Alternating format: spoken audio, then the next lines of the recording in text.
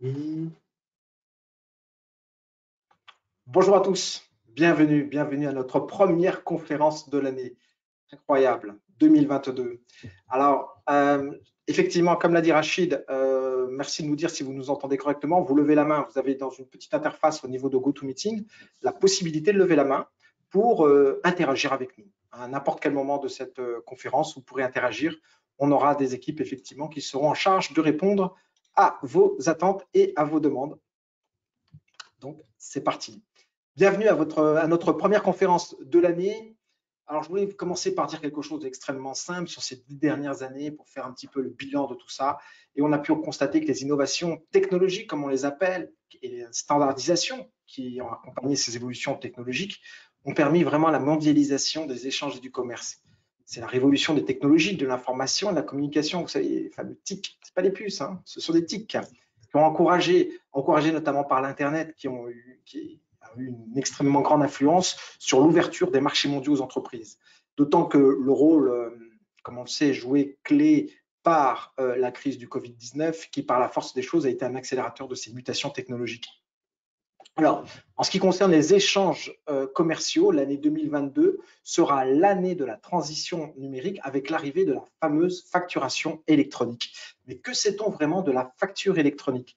Parle-t-on vraiment de la même chose? Vous, moi, Rachid, Margot, qui m'accompagne, quand on parle de la facturation électronique? Alors, pour creuser cette question, c'est très simple. Nous avons souhaité, en ce début d'année, élargir un tout petit peu le débat et surtout revenir sur les fondamentaux.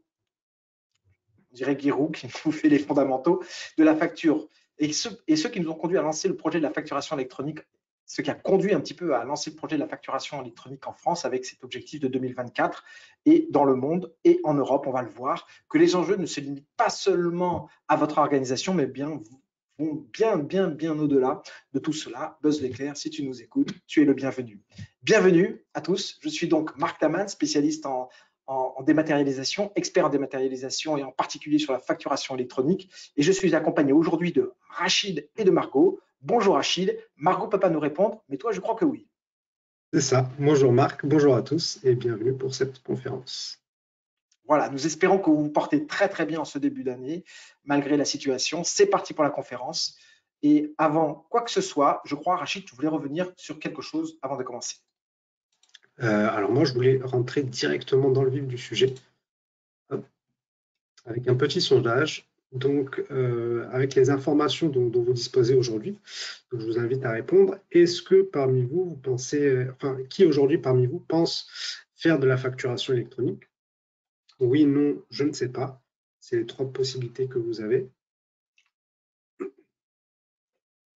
Voilà. Je vous invite à répondre assez rapidement, pas qu'on essaye de vous expliquer. Voilà, 50%, où on s'oriente. Il y a des spécialistes parmi nous, il y a des spécialistes, ça me fait plaisir.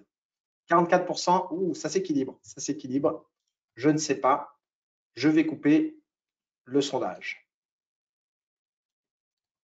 Alors, les résultats, c'est quoi? On s'aperçoit que c'est assez équilibré entre le oui et le non, hein. Les élections arrivent, ça doit être pour ça. Et on va revenir un tout petit peu plus tard sur ce sondage, si vous le voulez bien. On va continuer comme ça ainsi. Alors, pour la suite des événements, Rachid, qu'est-ce que tu nous proposes? Qu'est-ce qu'il y a au programme? Donc, le programme du jour, c'est le suivant. On va commencer par voir le paysage de la facturation électronique donc à l'échelle internationale, en commençant par la France. On va commencer par la France, puis on va élargir petit à petit à l'Europe, puis dans le monde entier. Ensuite, on va voir ensemble les notions clés pour que tout le monde ait les mêmes bases, parce que maintenant, ce n'est pas le cas. Et ensuite, on verra donc un exemple avec l'Arabie Saoudite pour vous montrer un petit peu comment eux, ils ont choisi de mettre en place la facturation et les similarités qu'on pourrait voir de notre côté. Et on terminera par les portes couvrent justement ce changement de la facturation pour les entreprises. Ah oui, d'autant que 80% des organisations ont aujourd'hui accéléré.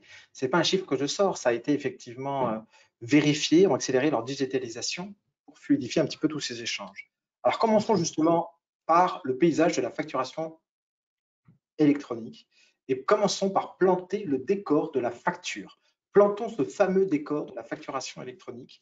Et comme on peut le constater, beaucoup d'acteurs interviennent dans les échanges commerciaux aujourd'hui, hein, vous le savez, et c'est dans le cas de la facturation électronique, on peut s'attarder, je dirais, sur trois acteurs principaux. Que sont, un, le fournisseur, ça peut être vous, ça peut être votre société, ça peut être l'acheteur, ça peut être vous également en termes de réception, et puis il y a une autorité fiscale. C'est le méchant hein, dans ce triptyque. Néanmoins, il est là aussi pour faciliter les échanges. Et comme on peut le constater sur cette diapositive, on s'aperçoit de quoi? Aujourd'hui, tous les acteurs travaillent dans leur coin, de manière plus ou moins automatisée, mais chacun travaille dans leur coin. Par exemple, vous, en tant que fournisseur, peut-être que vous profitez déjà de la technologie moderne pour optimiser quoi? Vos approvisionnements, votre fabrication, l'assemblage, les ventes, peut-être même partout dans le monde, mais vous devez vous s'évertuer, si vous voulez, à consolider l'ensemble de vos processus, à réfléchir, à être auto-centré sur vous-même. Et donc, le problème, cependant, on va s'apercevoir que l'automatisation, ce n'est pas ça, parce qu'il y a aussi l'autorité fiscale qui va essayer de s'améliorer, et les acheteurs. Donc, l'objectif, effectivement, de la facture électronique, on va dire que ça va être tout simplement de rapprocher ces acteurs ensemble, de faire en sorte que le travail de l'un puisse bénéficier à l'autre et inversement, réciproquement. Et donc, à partir de là, ça va être un type triptyque qui va en sortir fournisseur, acheteur, autorité fiscale, comment optimiser l'ensemble de ces opérations au niveau de votre organisation, au niveau de la réglementation en France, de l'Europe et du monde. Tel est l'objectif un petit peu de cette conférence. Alors, on a planté le décor de la facturation électronique. 4 points sont à l'origine de cette facturation électronique. Rachid, est-ce que tu peux… Bien sûr. Donc, le premier, ça va être pour l'administration fiscale d'avoir une approche plus pragmatique, c'est-à-dire de permettre donc la connaissance au fil de l'eau des activités des entreprises, afin de favoriser un pilotage plus fin par le gouvernement en matière de politique économique. Ensuite, de lutter contre la fraude fiscale, donc pour diminuer l'écart de TVA au moyen de recoupements automatisés, de faciliter les déclarations de TVA avec le pré-remplissage, et enfin, de renforcer la compétitivité des entreprises grâce à la diminution de la charge administrative, de la création, de l'envoi et du traitement des factures. Donc, afin que vous puissiez bien comprendre donc, les enjeux de la facturation électronique, on va présenter quelques chiffres.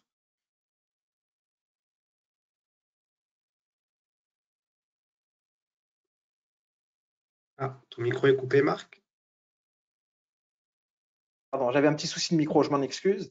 Effectivement, comme vient de le dire Rachid, et qui vient de présenter donc les 4 points qui sont un petit peu à l'origine de cette facturation électronique dans le monde, un véritable tsunami pour le coup, même si j'aime pas tellement utiliser ce terme, mais néanmoins, c'est une belle image, attend les plateformes de dématérialisation des factures, comme le dit Magali Michel, la directrice d'une société un peu concurrente à la nôtre, mais qui est en tout cas, qui résume bien la situation. Et ce tsunami, il se traduit comment en chiffres? Ton micro s'est encore coupé. Voilà. Et donc, pour vous exposer ce tsunami, on va expliquer un petit peu, on va revenir sur quelques chiffres, vous présenter quelques chiffres pour mieux comprendre ces enjeux. Tout d'abord, en France, et ça, ce sont des chiffres de la IFE, hein, ils datent de 2021, donc c'est il n'y a pas longtemps, 180 millions de factures ont été traitées à travers le portail Chorus Pro que vous devez connaître, entre les échanges d'organisations privées ou publiques avec les établissements publics. Et aujourd'hui, on va passer au niveau du B2B à 2 milliards de factures traitées par an. Vous voyez le changement d'échelle. Un changement de paradigme, changement d'échelle complet associé à cette facture. C'est ça. Et parmi ces 2 milliards de factures, aujourd'hui, on compte 20% de format 100% électronique, donc sur ces 2 milliards de factures. Et parmi ces 2 milliards de factures, il y a aussi 70% de factures de nature papier. C'est-à-dire, enfin, quand je dis de nature papier, c'est des factures qui sont soit imprimées puis envoyées au format papier au client, soit qui sont envoyées au format numérique et qui sont ensuite imprimées et rescannées. Donc, qui implique la présence de papier dans le circuit. Ah, je croyais encore coupé. Oui, il ne veut pas me laisser parler, mon micro, il est terrible. Il a raison en même temps. Vous m'entendez? Oui. Oui. Alors, justement, on voit que 20 plus 70, ça fait 90, il en manque 10, et là, on parle de l'EDI fiscal. Cette conférence n'aura pas lieu de parler de l'EDI fiscal, mais l'EDI fiscal fait partie du décor, hein, fait partie complètement du décor de la facture électronique, mais là, on va plus se focaliser sur les autres aspects de l'EDI fiscal, d'accord, qui a déjà pu être mis en place. Alors, on a vu que 20% de format électronique dans la définition que nous allons en faire, pas forcément la vôtre, on va le savoir tout de suite. Et je crois qu'il y a un élément qui est très important à comprendre. On a vu que c'était pour la fraude de TVA. Mais que correspond la fraude de TVA en France? Eh bien, ça, ce sont les rapports de la Commission européenne de 2018 qui datent. 21 milliards d'euros de TVA en France en 2018 pour 220 milliards, pour 147 milliards de TVA en Europe. Vous imaginez le pactole, c'est une somme astronomique. Et effectivement, on voit bien que tous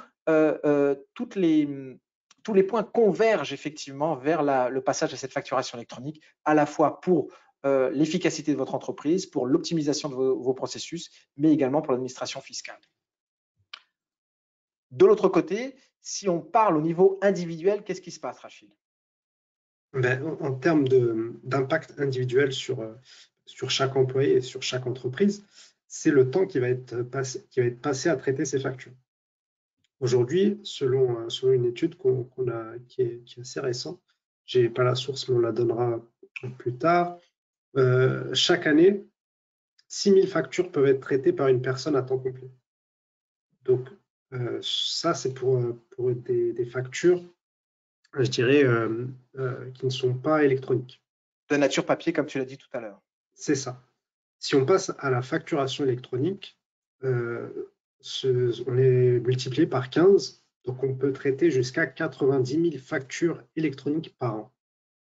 Donc ça montre bien qu'il y a vraiment une forte capacité d'automatisation et de gain de temps sur ce traitement. D'autant plus que le nombre de factures va augmenter dans le temps. En 2019, on était à 55 milliards de factures dans le monde. Et d'ici 2035, on sera à 220 milliards de factures. Voilà. Donc, Marc, avec ces chiffres, on voit bien l'intérêt qu'il y a de mettre en place la facturation électronique. Comment cela impacte les administrations fiscales, justement? Alors, on va commencer par le vif du sujet. On va parler des régimes, et en commençant par le régime applicable. Il existe, si vous le voulez, actuellement deux types de régimes de déclaration de conformité. C'est un petit peu ça, le cœur du sujet. En matière de facturation électronique, on a effectivement la possibilité d'avoir un régime de liberté. Le régime de liberté, c'est quoi exactement? Le régime de liberté, c'est la possibilité qui vous est donnée d'être complètement maître du format que vous allez utiliser pour pouvoir vous adresser votre facture à votre client, adresser vos éléments à l'administration publique, votre déclaration à l'administration publique. Donc, on est dans un régime de liberté, semi-liberté, hein, j'en conviens, puisqu'il y a quand même des contraintes. Mais à partir de là,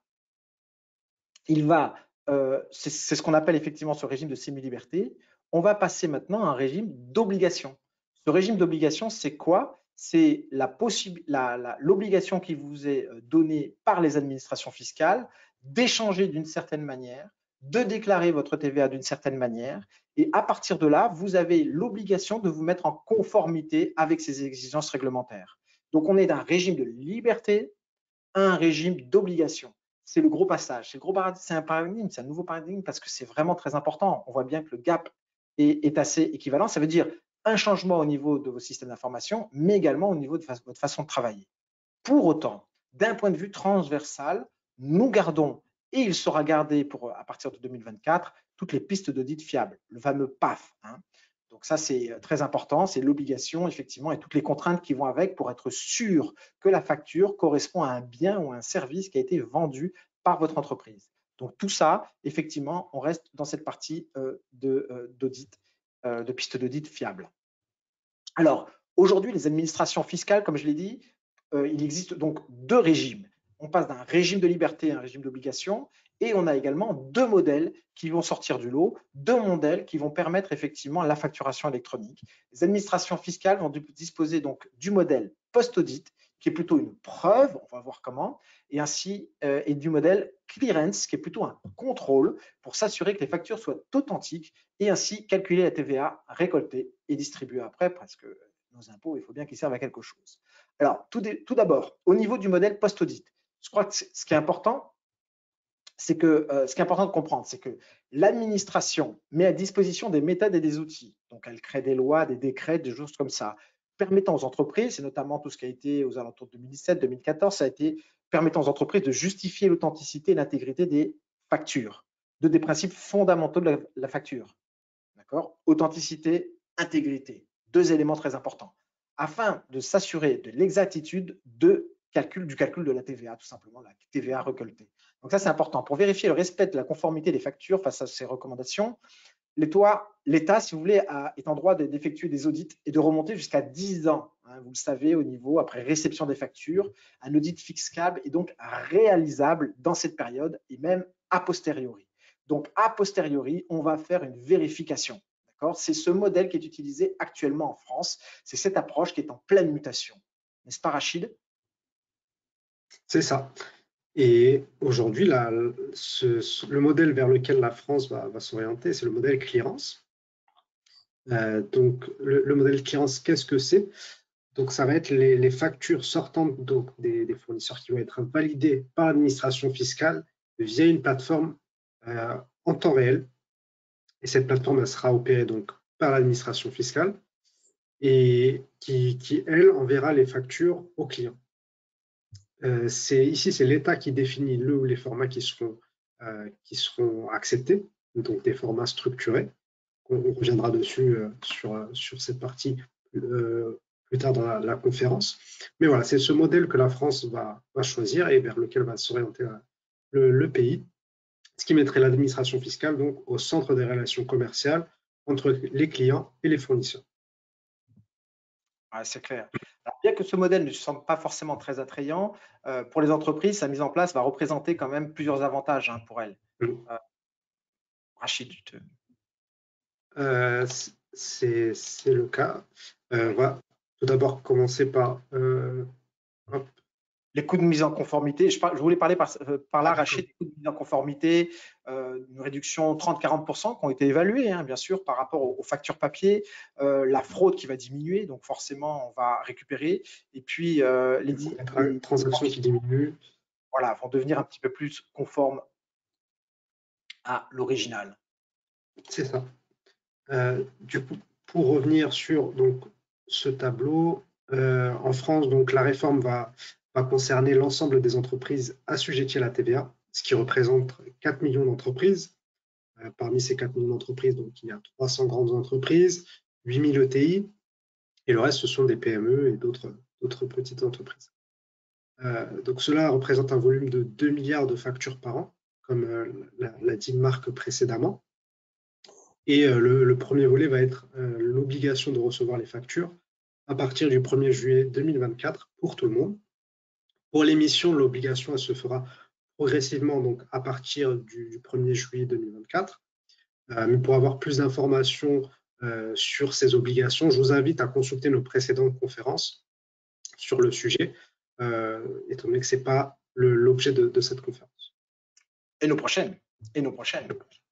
Alors effectivement, Rachid vient de parler de la France. Élargissons, on l'a dit tout à l'heure un petit peu, élargissons un tout petit peu le débat et élargissons la loupe pour aller au niveau européen. Qu'est-ce qui se passe un petit peu au niveau européen?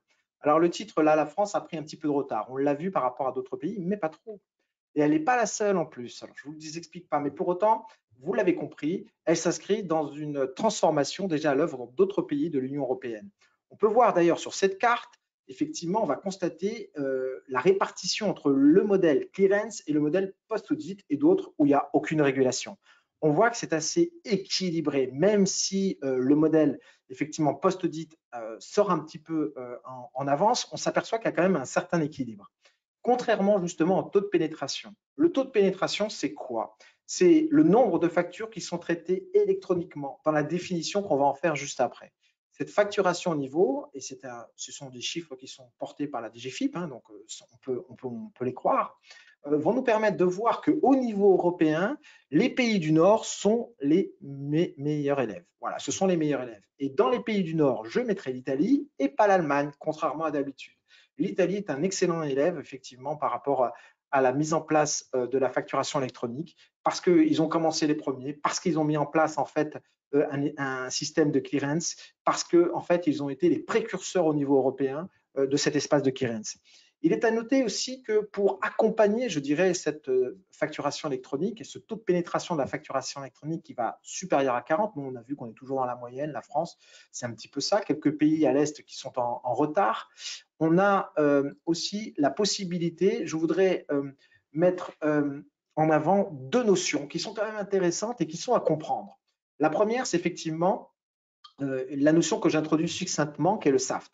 Alors, SAFT-T, qui signifie tout simplement, c'est un acronyme, il faut en connaître beaucoup, Standard Audit File for Tax. C'est une norme internationale, c'est ça qu'il faut comprendre, et qui va permettre les échanges au niveau électronique de données comptables entre organisations et administrations fiscales. Donc, quand vous entendez parler de SAFT, ça veut dire que, électroniquement parlant, les échanges entre vos données comptables seront faits au niveau électronique, au niveau national ou avec des auditeurs externes. Ça peut arriver aussi également. D'accord ? Autrement dit, il s'agit d'un standard qui va faciliter les mouvements comptables. Et ce standard est défini par l'OCDE, l'Organisation de coopération et de développement économique, que vous connaissez. Et il s'agit ni plus ni moins d'un fichier XML. Par contre, aucune norme n'est imposée. Le format du fichier en particulier n'est pas imposé. On sait que c'est du XML, mais on ne va pas plus loin. On veut qu'il soit structuré. Et on voit la disparition du PDF. Ça, c'est le premier élément. Le dernier élément sur lequel je voulais revenir et que je trouve que c'est quand même intéressant d'en parler, c'est le QR code. Le QR code, effectivement, est souvent utilisé.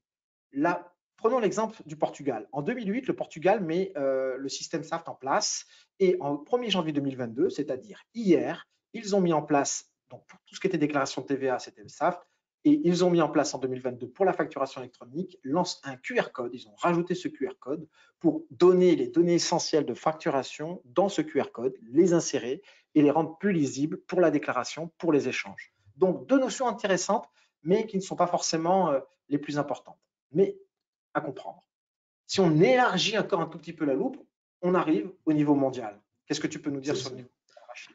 Donc, comme vous devez le savoir, il y a dans le monde 193 pays. Et parmi eux, aujourd'hui, il y en a 50 qui font déjà de l'e-reporting et de la facturation électronique, de l'e-invoicing, et 30 qui sont en cours de déploiement. Donc, si on fait le pourcentage total, ça fait quasiment 40% des pays du monde qui sont déjà dans cette démarche-là de facturation électronique. Et en termes d'échange, on imagine que ça représente un pourcentage encore plus élevé, étant donné qu'on peut voir qu'il y a des pays comme la Russie, la Chine ou les États-Unis qui sont déjà dans l'implémentation ou qui ont déjà implémenté la facturation électronique. Ça devient un standard partout dans le monde, ça se démocratise partout. Et là, sur cette carte, donc, on a donc la légende, les pays en post-audit, les pays en clearance et ceux qui ne sont pas encore régulés. Donc, post-audit et clearance, on a vu ce que c'était tout à l'heure. Pour la partie post-audit, c'est prédominant dans l'Europe, comme la France. Et pour la partie clearance, on peut voir que c'est plutôt côté Russie, Chine et Amérique du Sud. Pourquoi l'Amérique du Sud et pourquoi on pourrait s'inspirer donc du Mexique, qui avec le Brésil avait mis en place le modèle clearance dans les années 2010. Et il a connu un franc succès parce qu'en termes de chiffres, ça représente plus de 10 milliards de factures électroniques traitées par an, une augmentation de 30% de revenus de la collecte des impôts, une diminution de l'écart de la TVA de 21%. Donc 21% quand on parle de centaines de milliards d'euros perdus à cause de la différence de TVA.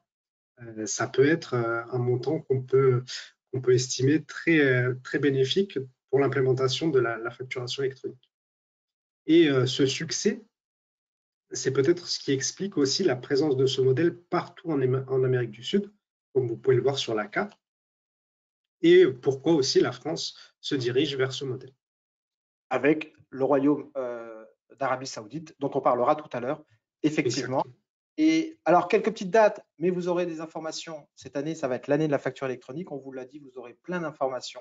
On va vous aider à comprendre, à décortiquer tout ce qui se passe sur la facturation. Mais quelques dates. 2022, nous avons Hong Kong, Singapour, l'Italie, début janvier, la Hongrie, la Corée et la Chine qui vont donc déployer en fait cette facturation électronique, sans compter l'Équateur, l'Autriche, etc. Et j'en parle des meilleurs. Et la Chine qui va donc passer sur un système et qui va faire une refonte complète de son système qui est GTS, hein, toujours Golden chez les Chinois, Golden Tax System, qui comprend la déclaration des factures au format de la facture XML. Donc, on va voir que la France s'inscrit dans cette transformation déjà à l'œuvre.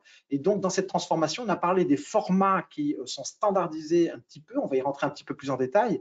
Mais je voulais juste mettre le point sur le réseau PayPal.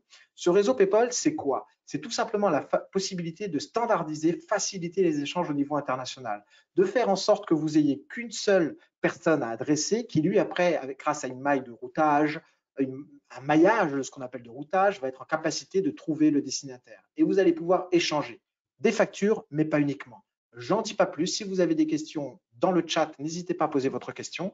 On y reviendra plus tard où on vous présentera un petit peu plus en détail quel est ce réseau. Mais il faut comprendre qu'il fait partie, comme le SAFT ou le QR code, de cet écosystème de la facture électronique.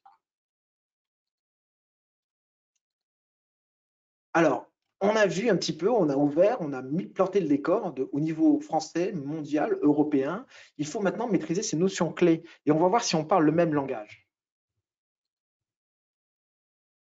Alors, qu'est-ce qu'une facture électronique? Vous allez me demander, c'est vrai, qu'est-ce que c'est qu'une facture électronique alors dans votre discussion? Alors, tout le monde commence par vous dire ce que vous faites aujourd'hui. Alors, il y a du PDF, il y a du ceci. Non. En fait, la facture électronique, c'est quoi? C'est le fait de transmettre numériquement et automatiquement un document électronique entre un vendeur et un acheteur. Ça veut dire quoi? Ça veut dire que d'un côté comme de l'autre, il n'y a pas de tâche autre que celle que de créer la facture et de la recevoir dans son système d'information. Il n'y a que ça. Donc, on est en un mot, cela signifie qu'un système transmet les factures sans délai, sans temps, avec une déclaration sur un portail éventuel de ces mêmes informations. Et on a vu que le triptyque de tout à l'heure, tout le monde, c'est tout fait en automatique. Donc, si vous êtes capable de faire ça, on commence à parler de facturation électronique. Si chacun est dans son coin, on l'a vu, ce n'est pas la facturation électronique. Donc, c'est simplement en un mot, autrement dit, la transmission d'un système informatique à un autre système informatique, voire à un système, une plateforme de l'État. Et derrière tout ça, il y a des êtres humains. Il y a nous. Et nous, on essaie de travailler là-dedans pour se focaliser sur des tâches à plus forte valeur ajoutée. Voilà ce que c'est que la facture électronique au sens général du terme. C'est ça, et on comprend bien que… Voilà. Et donc, on comprend deux choses, même trois choses, je dirais, Rachid. C'est ça, plus d'interaction humaine, donc plus efficace, plus sécurisé, réduction des erreurs, plus de papier, plus de PDF. Donc là aussi, on diminue les coûts de traitement de ces factures, toute la charge administrative, grâce à la facturation électronique. Alors, je profite de juste petite aparté. Vous allez commencer à poser des questions. On va y répondre à cette fin de cette conférence, donc n'hésitez pas. Ça veut dire zéro papier. En France, en particulier, ces trois actions sont pour, évidemment, la France. Je déteste faire ça parce que… Voilà, merci. Alors, une facture électronique est une facture émise. Parlons maintenant des formats, justement. Une facture électronique est émise et doit être comprise par le système d'information qui émet la facture, c'est-à-dire la mise en conformité, la conversion de cette facture au bon format, et intégrée de manière intelligente par le système qui va receveur, que ce soit la plateforme de l'État ou que ce soit votre client. Donc, nécessairement, aujourd'hui en France, par exemple, nous avons trois éléments qui ont été choisis. C'est le format, ce que l'on appelle XML, UBL, C2I. Ce sont deux formats spécifiques. Vous vous souvenez, SAFT, on ne définissait pas le format. Ici, les deux formats sont imposés, UBL ou C2I. Pas le droit à faire d'autres. Ce sont deux formats qui sont acceptés effectivement déjà par le portail Corus et qui seront acceptés par la nouvelle plateforme de l'État français. Et on les retrouve partout dans le monde, partout dans le monde. Et on retrouve plus en particulier la facture X. Exactement. On retrouve donc le format FactureX, donc qui répond à la norme sémantique de la facturation électronique structurée, donc EN 16931, qui est un standard donc franco-allemand. Le FactureX, c'est franco-allemand. Chez les Allemands, ils appellent ça Zugpferd. Ici, c'est FactureX. Donc, en termes de format, il se présente sous la forme d'un PDF classique lisible, donc ce que vous connaissez tous, et d'un format structuré, donc XML, qui est intégré à l'intérieur de ce PDF. Dans sa structure, il dispose, merci Marc pour l'aspect visuel, Dans sa structure, donc, il dispose de 5 profils de données. Donc la différence entre ces 5 profils, ça va être le nombre de champs que le document doit inclure. Ça va de basique à étendu. Pour la facture X en France, on va être dans un format intermédiaire, mais qui aura toutes les données qui seront essentielles pour assurer la facturation électronique. Donc, ce que FactureX permet, c'est donc d'avoir un format standardisé avec un côté lisible par l'homme, le PDF qu'on connaît, et un fichier structuré qui permettra l'automatisation par les machines. Exactement. Et on voit bien tout l'intérêt de ce format qui va nous permettre cette transition vers le tout numérique et qui est extrêmement important parce qu'on se doit d'avoir quand même un lisible, pas uniquement dans son application. Donc, ce standard formalisé, il est en train de se générer. OrderX est en train de se faire. On appelle même ticket X pour ceux qui travaillent en caisse, effectivement, avec des tickets Z, ce qu'on appelle les tickets Z. On est en train de travailler sur un format qui s'appelle ticket X. On reviendra sur ce format plus en détail dans une prochaine conférence avec le président du FNFE, donc Forum national de la facture électronique, qui sera parmi nous et on reviendra plus dans le détail avec les dernières nouvelles justement associées liées à la France. Alors, je crois que ce qui est important de comprendre, c'est que maintenant, si on fait un bilan au niveau du cycle de vie de la facture actuellement, quel est-il? Alors, le cycle de la vie de la facture, il commence par le fournisseur qui va recevoir donc une commande. Une fois qu'il reçoit cette commande, il va créer une facture, donc associée à cette commande. Marc, si tu peux faire passer. Ah, pardon. Je disais une question, je m'excuse. Pas de souci, je te prépare déjà. Donc la facture est créée, elle est ensuite imprimée, ou bien si c'est du format PDF et que vous envoyez cette facture par mail, vous pouvez le faire directement. Sinon, elle est envoyée au format papier. La facture arrive dans la boîte de réception, donc soit électronique, boîte mail, soit la boîte postale du client, qui doit ensuite contrôler les informations de cette facture, donc établir une validation manuelle, vérifier que les données correspondent bien à la commande qui a été émise.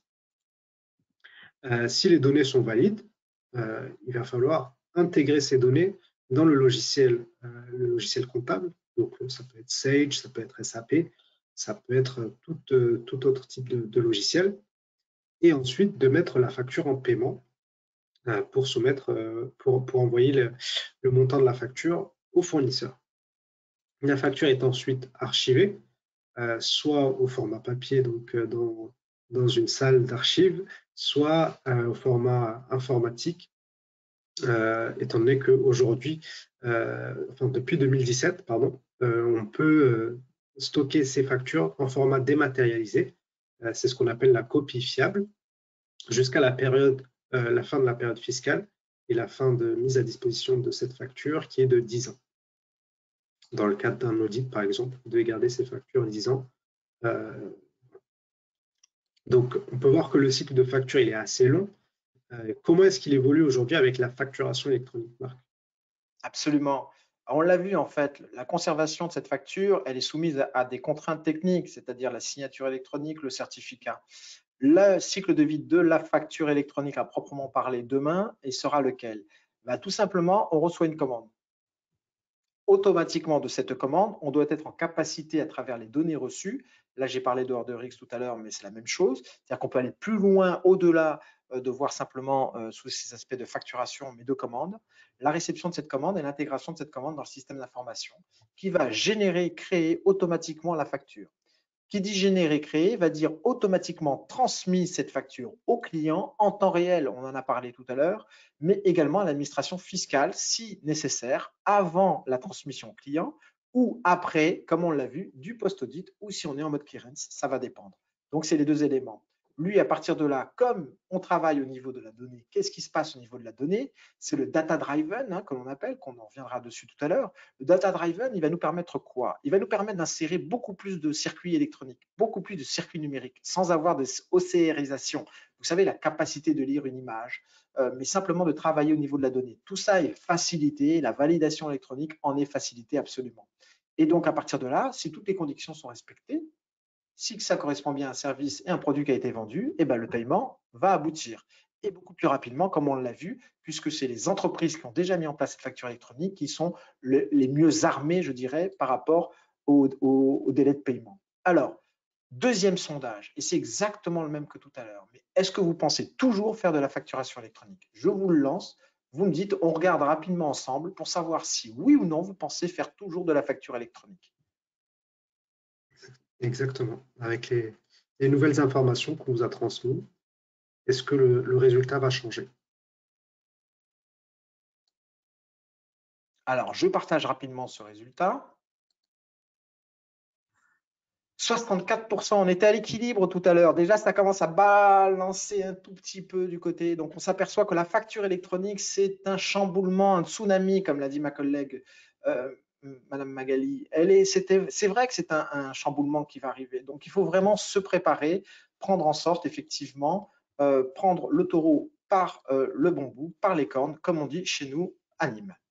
Alors justement, pour mettre en exergue un petit peu tout ça, on voulait vous parler, revenir sur un exemple de KSA. Donc KSA, c'est le Kingdom South of Arabia, donc c'est-à-dire l'Arabie Saoudite, le royaume de Sa Majesté d'Arabie Saoudite. Donc en fait, au niveau de ce royaume, ils ont décidé, à travers la mise en place d'une plateforme, qui est la mise en place Fora, qui va être une future plateforme qui va permettre justement de mettre en place le mode clearance. C'est très exactement, ça s'appelle très exactement ZADKA.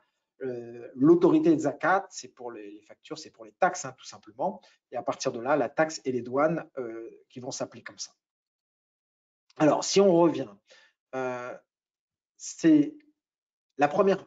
En fait, l'objectif, on retrouve les objectifs dont on a parlé au début. Lutter contre la fraude fiscale. Une autre fraude fiscale qui arrivait énormément, on a vu qu'il y avait 21 milliards d'écart de TVA, par exemple, en France. Et ben, en Arabie Saoudite, c'est l'envoi d'une facture à une société qui paye sans savoir si c'est associé à un bien ou un service.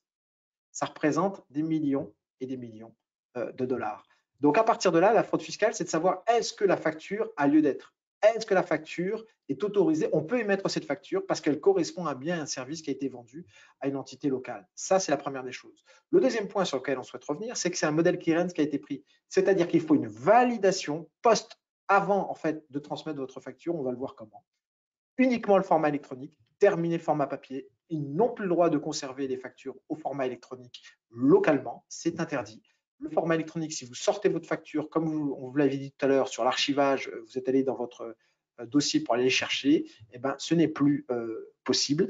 Et ensuite, c'est un système de facturation qui est complètement CTC. On reviendra sur cette notion de CTC et qui va nous permettre, à partir du 1er janvier 2023, date de la deuxième phase, de voir. Ça me permet de vous parler de cet agenda, parce que cet agenda, le système de la facturation, ça a été une première phase qui a commencé le 4 décembre 2020. Et on voit qu'au 4 décembre 2021, on le sait parce qu'on l'a vu avec certains de nos clients, au 4 décembre 2001, il y avait la phase de Go Live. Alors, cette phase de Go Live, elle représentait, on retrouve le QR code, vous le voyez ici, là, il est en blanc sur cet élément. Ce QR code a donc été sélectionné. Vous savez, pour faire cette phase de transition, pour se dire comment passer du tout au rien ou du rien au tout, on utilise le QR code. Dans ces QR codes, on va insérer les données de facturation, les données essentielles de facturation. Il s'agit d'un certain nombre, voilà, de choses et ça va permettre la déclaration et le client va recevoir cette facture et à travers ce QR code va pouvoir aller sur la plateforme et vérifier que c'est bien une facture qui correspond à quelque chose et qui a été déclarée. Donc ça, c'est une première étape. Et puis, la deuxième phase de Go Live, c'est pour ça qu'on dit qu'elle sera CTC à partir du 1er janvier 2023, c'est en phase 2. Et donc, à partir du janvier 2023, comment ça se passe? Quel sera le processus? Eh ben, je demande à Rachid de nous expliquer à travers un cas concret avec un client qui utilise un système d'opération. On va voir lequel. Donc, et on explique. Avec nos clients, voilà le schéma qu'on va suivre hein, pour faire la facturation électronique en Arabie Saoudite. Donc, côté client, le processus ne change pas. Il édite sa facture dans son ERP. Ici, on a du SAP. Il va transmettre cette facture à notre solution, Compleo Hybride, qui est installée chez eux. Donc, Compleo Hybride va s'occuper de rendre la facture conforme à la réglementation de ZADKA, c'est-à-dire d'y ajouter signature, QR code, mais aussi de la convertir aussi dans le format XML UBL. Marc, si tu peux avancer le diapo. Hop.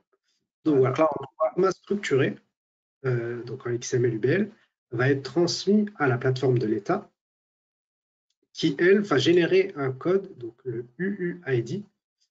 Cet ID va être unique, c'est-à-dire que il sera associé à une seule facture, une seule et unique facture.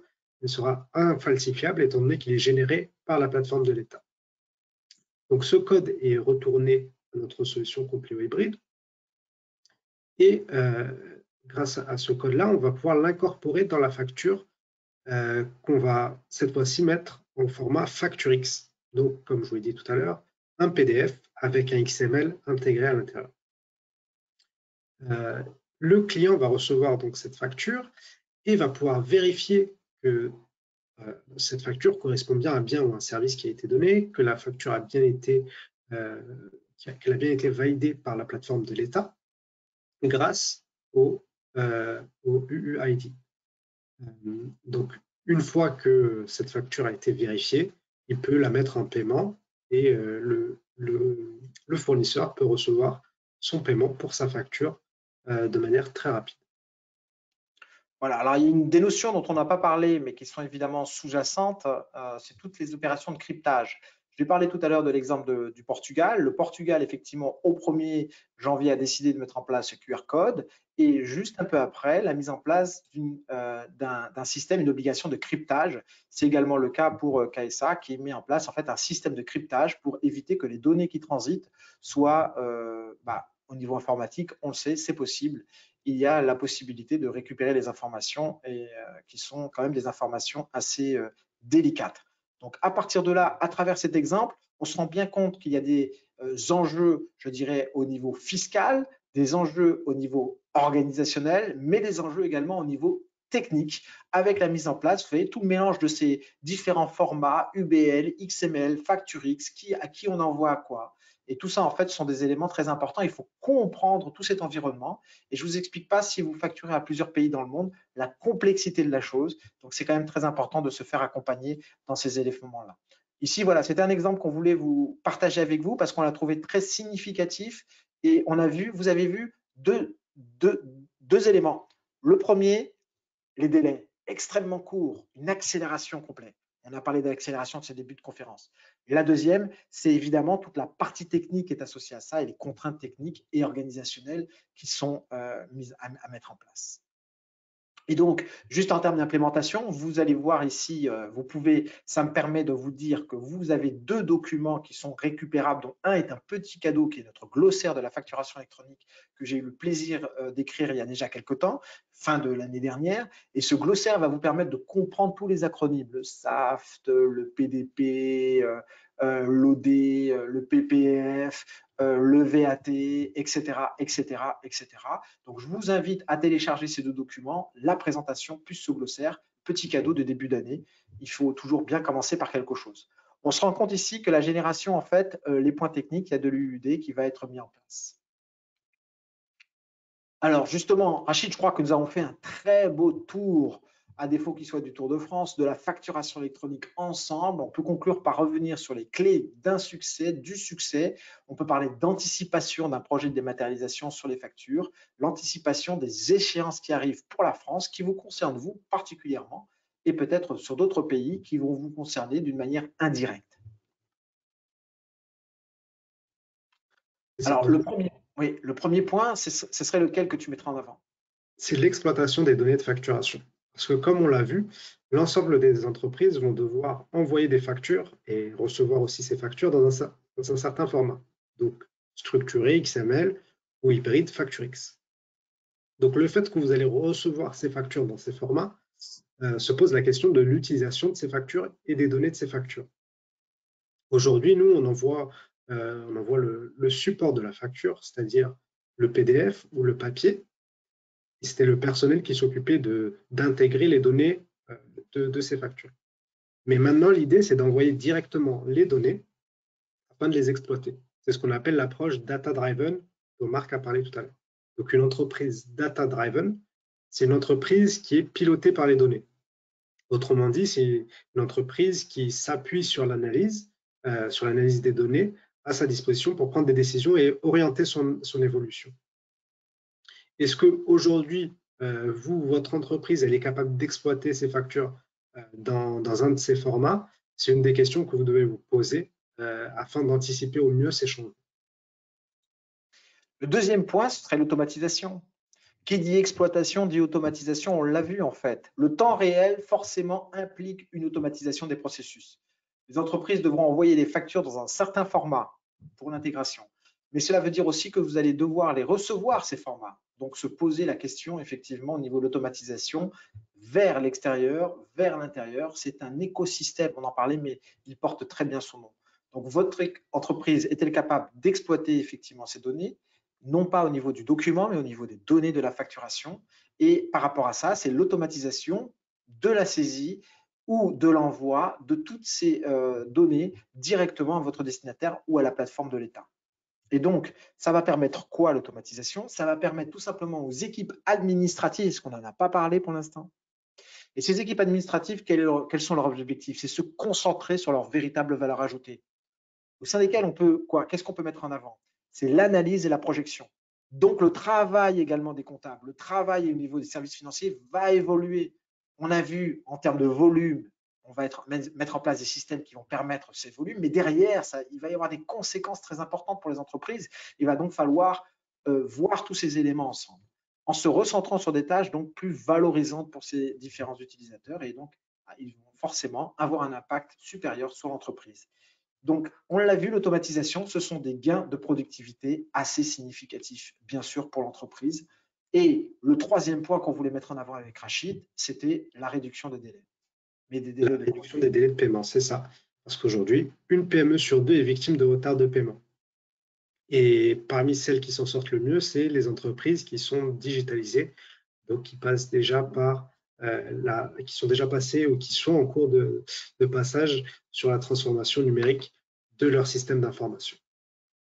Donc, diminuer le cycle de facturation, ça permet une diminution du délai moyen de paiement des factures et ça favorise l'escompte, donc plus de trésorerie, mais aussi on évite les pénalités de retard qui peuvent arriver parce qu'une facture qui reste bloquée dans un cycle de facturation long, ça peut, pour une très grande entreprise qui reçoit une quantité énorme de factures, ça peut mener à des pénalités de retard importantes. En plus de... Oui, pardon, Rachid, excuse-moi, je te laisse finir. En plus de ça, on pourra réduire le temps de traitement des litiges grâce à la traçabilité et un meilleur suivi des factures, donc du cycle de vie de chaque facture, étant donné qu'il est plus court et qu'il est totalement automatisé. Oui, ce que je voulais, en t'interrompant, pardon Rachid. Oui, tu voulais rajouter quelque chose, excuse-moi. Non, pas du tout, j'allais te laisser la parole. D'accord, parce que sinon c'est mon micro qui me coupe à chaque fois. Peut-être pour ça. Il a tout à fait raison, mais pas cette fois. Pas cette fois. Non, en fait, oui, ce qui va se passer, c'est que la gestion des litiges, les litiges sera toujours un pourcentage de vos échanges commerciaux de manière globale. Mais comme ils auront tendance, on l'a vu, dans des proportions très importantes à évoluer, ça voudra dire que ces litiges, il va falloir les traiter, en voir la source de ces litiges et donc après trouver des solutions et des perspectives qui peuvent permettre de réduire. Alors, quand on dit diminuer le cycle de facturation, ça va permettre de diminuer les encours. Et ça, c'est un autre terme que vous apprendrez dans notre glossaire. Vous savez déjà, pour les gens de la finance, c'est le DSO. D'accord? C'est la créance TTC sur le chiffre d'affaires multiplié par le nombre de jours. C'est l'acronyme de Day Sales Outstanding, ce qui signifie délai moyen de paiement des clients. Et le DSO, vous allez pouvoir le diminuer. Le DSO et également son BFR. Voilà, tous ces éléments-là dans notre glossaire à télécharger, n'oubliez pas. Le dernier point, effectivement, sur lequel on souhaitait mettre un petit peu en lumière, c'était la mise en conformité. La mise en conformité, vous l'avez compris, vous l'aurez compris, est un vrai enjeu, véritable enjeu, et va devenir une priorité pour votre organisation. Ça, c'est clair et net. Pour la France, bien sûr, bien entendu, pour vos échanges commerciaux en France, en Europe, mais également dans le monde. Donc, même, comme on vient de le voir, les réglementations qui sont mises en place, il va falloir avoir une vision globale de votre système d'information. Est-ce qu'il est en capacité, est-ce que mes équipes sont en capacité de pouvoir faire ce bascule, ce changement, aller vers cette transition? C'est une question que vous devez vous poser. Donc, dans une question que j'ai dans le chat qui est combien de temps préconisez-vous pour commencer un projet de facturation électronique? Ça dépend où vous souhaitez commencer. Mais vous avez compris que plus vous voyez les choses globalement, plus il faut commencer. Donc, si ça a été reculé à 2024, ce n'est pas pour qu'on se tourne les pouces, c'est véritablement pour qu'on puisse prendre le taureau, encore une fois, par les cornes. Je m'excuse pour ceux qui n'aiment pas la corrida. Et à partir de là, ça signifie effectivement de se dire, de voir des vraies réflexions en interne, et ça a des vraies conséquences techniques et des vraies conséquences sur votre personnel, sur vos collaborateurs. Donc, d'autant qu'il est régi par des logiciels. Ces logiciels, il faudra les mettre à jour, il faudra qu'eux se mettent à jour, il faudra qu'eux mettent à jour leur compatibilité avec les plateformes. Enfin, vous vous rendez compte un petit peu de tout le travail à réaliser. Et le dernier point, c'est la pérennité. Trouver une solution, mettez en place un processus qui ait une certaine pérennité dans le temps. D'accord ? Une solution doit répondre aux besoins d'aujourd'hui, de cette transition, aux besoins de demain et aux besoins d'après-demain qu'on ne connaît pas forcément. Alors déjà, aujourd'hui et demain, c'est déjà quelque chose. Parce qu'il y a des plans qui ont été faits, il y a des agendas, des calendriers qui ont été mis en place, et ça, c'est extrêmement important de les regarder. Et c'est ce que notre travail, c'est notre travail. C'est pour ça que vous pouvez faire appel à nous. On peut faire appel à nous parce que nous, on utilise une solution qui va nous permettre effectivement d'adapter à toutes les tailles d'entreprise tous les besoins. N'est-ce pas, Rachid?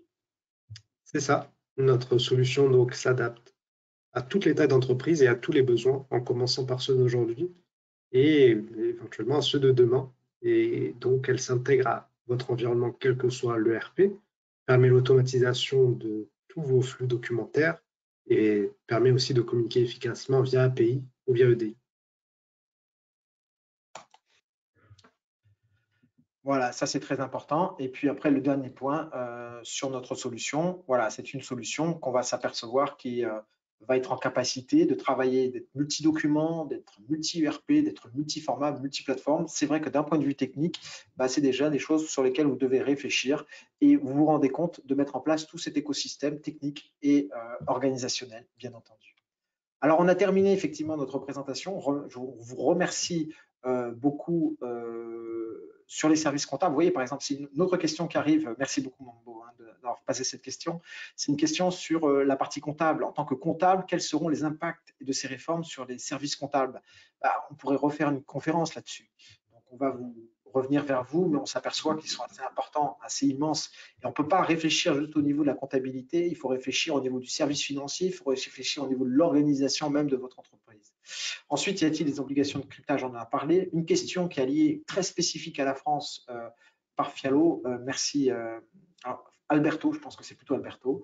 Dans l'annuaire centralisé, y aura-t-il la possibilité d'avoir plusieurs PDP? Donc, PDP, notre acronyme à télécharger dans notre glossaire. Oui, je réponds oui simplement et on reviendra plus précisément à votre question. C'est-à-dire avoir plusieurs partenaires pour plusieurs flux.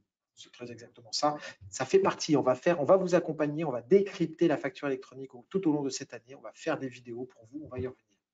Simtrax, en bref, c'est une société créée en 1989, donc plus de 30 ans, ça commence à passer, dans la dématérialisation. On a des bureaux partout dans le monde qui nous permet d'avoir une couverture internationale, 12 ans de fidélité avec nos clients. C'est ce qu'on vise et c'est ce qu'on réussit à faire avec nos clients. Donc, on est extrêmement fiers de ça. 7 bureaux, plus de 80 collaborateurs aujourd'hui, 3 partenariats technologiques. On a toutes les capacités techniques, effectivement, pour vous accompagner tout au long de vos projets. Et si vous avez des questions, on fait partie de tous les groupes de travail de la facture électronique en France, mais aussi ailleurs. N'hésitez pas à nous poser nos questions.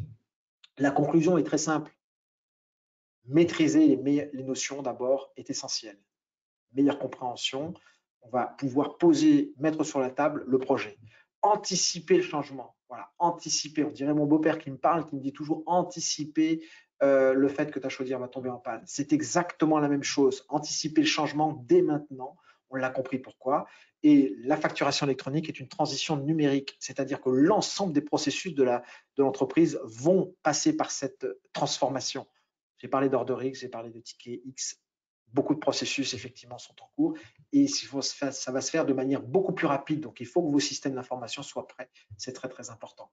Un grand merci, un grand merci, un grand merci d'avoir assisté à cette conférence. On a eu un plaisir fou avec Rachid de la préparer, de vous la présenter.